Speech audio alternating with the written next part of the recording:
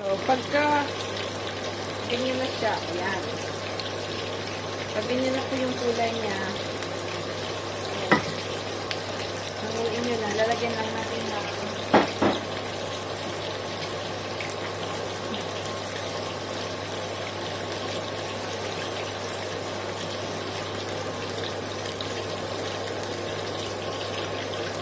tingnan niyo po kung gaano siya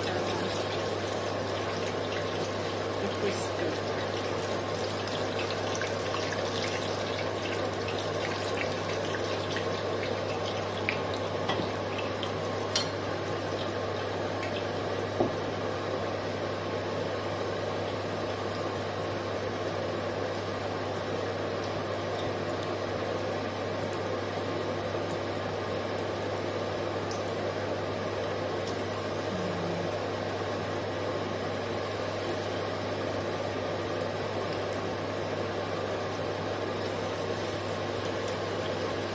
Sabi ni Osh, pag uwi daw sa Pinas, ano po ako kay Kabono, kay Anya, po, yung kapatid ko pong nasa Batangas. Meron po siyang inahin at marami po siyang biik na po na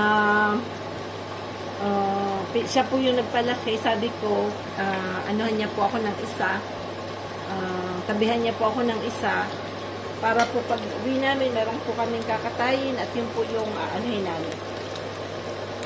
So, titirahan niya po ako ng isa.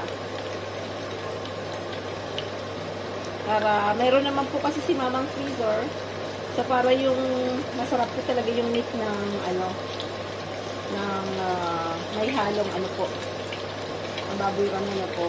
Yung parang native, yung black na baboy na po. Kasi dati nung, yung farm ay, lagi po kami na gano'n.